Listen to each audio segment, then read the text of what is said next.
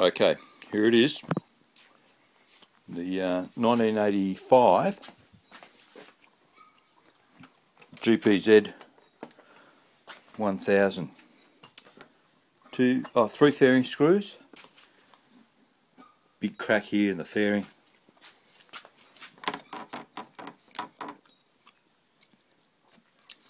And held together with things like this. Guys put a set of flat bars on it. Bit hard to adjust the air in the shocks and the forks, but they're leaking anyway. But 60,000 k's on the clock. Well, that's when the speedo stopped working. She's probably got at least 150,000 k's on it. A few interesting things here. The factory didn't know enough about electrics, so they put the wrong fuses in. This guy's put the right 30 amps and everything. This is the neutral wire. I don't know if you can see, that's all cracked up. But the best part is this one here. The side stand switch. You just tuck that in behind the engine cover there. You just set it right at the back there. And it comes up here to a bit more handiwork.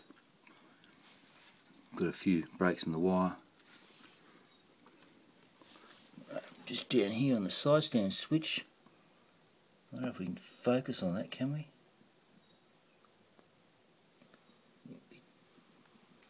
Just, oh, you get the idea. That's the wire, that's all the stuff hanging out. You come up here. I've taken the back wheel off. Just give a idea here of the back wheel spaces. You can just see a few grooves in there. That's on the sprocket carrier one.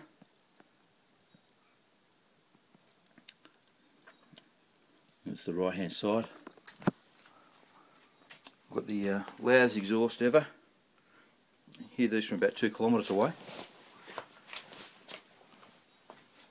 Factory, not quite factory black. I've taken all the rear caliper and that off. We've got a bit of a seizure problem here.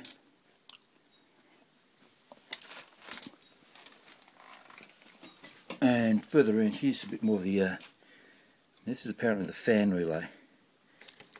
This is all gone a bit hard, this. Bit hard, a few cracks.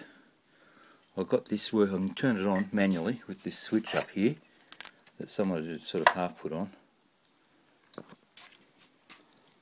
This cables don't quite fit. I've got the wrong handlebars on it. And the brakes are pointing up in the sky. Oh, that's 5/8, that one there. Beauty. I don't know what else I can tell you about this. The carburetors I'll pull apart and put back together. Oh, the paint job. The guys actually painted a bit of the carburetors for me.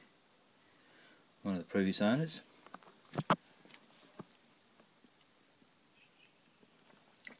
I'm not sure something's supposed to go in here. I think that is probably something to do with the anti-pollution in California. And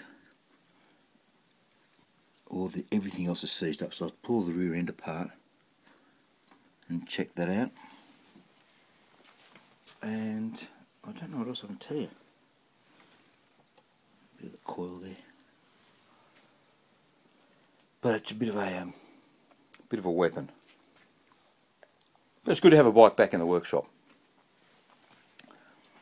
So if you see this bike around,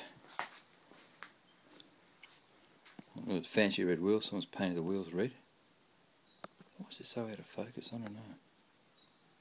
There, that's much better. That's got reasonably new tyres. Already about 2 years old. It looks very impressive from this angle, but just you've got to remember that nothing inside here works.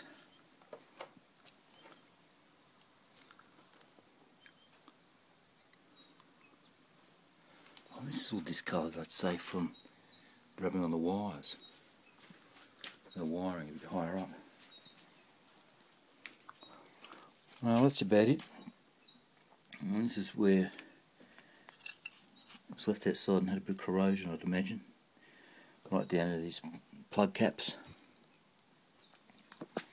Some choke. And this is just some of the wiring just comes out. Probably when you're on a long ride it just comes out. But at least we know this is the earth, this one here.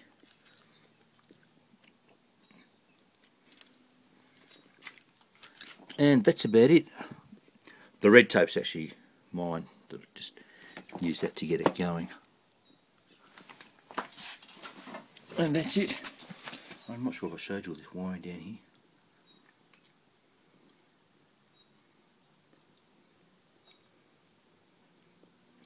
Oh, and that red stuff oozing out of the water pump.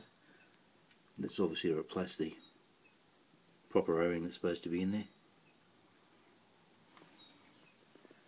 And I reckon these mufflers here, they'd be suitable for a 250. Anyway, when we get it going, we'll start it up and you can have a listen. That's it.